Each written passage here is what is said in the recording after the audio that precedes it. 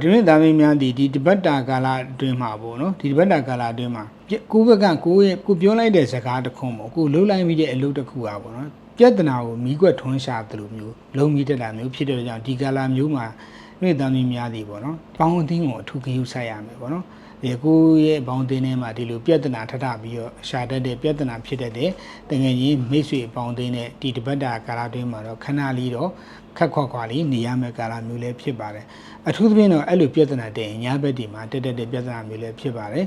နောက်တစ်ခုကဒီတပတ်တာကာလအတွင်းမှာရင်းသားမျိုးများအနေနဲ့အဆေးရှိတဲ့တရားအဆွဲရှိတဲ့တရားဘောနော်ကြိုက်ချင်းခဲချင်းခံရတတ်တာဖြစ်တဲ့ကြောင့်ဒီတပတ်တာကာလအတွင်းမှာဒါသွားလာအနေထိုင်လေးရစသတိလေးကပ်ပြီးတော့ထားတာအဆင်ပြေပါလိမ့်မယ်နောက်တွင်သားမင်းများအနေနဲ့ဒီတပတ်တာကာလအတွင်းမှာဆိုလို့ရှိရင်နော်ဒီလက်တွဲပေါ်လက်တွဲဘက်ပေါ့နော်လက်တွဲပေါ်လက်တွဲပဲလှုပ်ဖို့ကင်ဘက်ချစ်သူရေးတာဒါရီယာကိုနဲ့တွဲပေါ်တွဲဘက်တွေပဲဖြစ်ပါတယ်သူတို့ရဲ့ကိုကြီးစောင်းရှောင်းမှုကိုရရှိတတ်တဲ့ကာလမျိုးတွေဖြစ်တယ်လို့ပေါ့နော်ဒီအချီ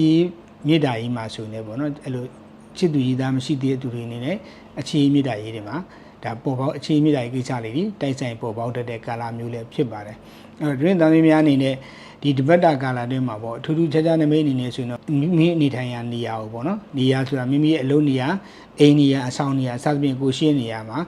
ကိုဝင်ဆောင်မျိုးသမီးတယောက်ရောက်လာတဲ့နမိတ်ကိုပေါ်ပေါက်တယ်ဆိုရင်တော့ရှေ့ပိုင်းမှာတင်လောက်ကင်ကြိုးစားအားထုတ်ထားတဲ့နော်အချိန်ပြီးထားတဲ့ရင်းနှီးထားတဲ့အရာတွေရဲ့အသီးအပွင့်တွေကိုခံစားရမယ့်ကာလမျိုးလည်းဖြစ်ပါတယ်နောက်တစ်ခုကကျတော့ဒီကာလအတွင်းမှာရင်းသားများအနေနဲ့ထူးထူးခြားခြားအိမ်မက်နမိတ်အနေနဲ့ဆိုရင်တော့ဒီအမျိုးသမီးပေါ့နော်ဥပဒေရုပ်ကောင်းတဲ့အမျိုးသမီး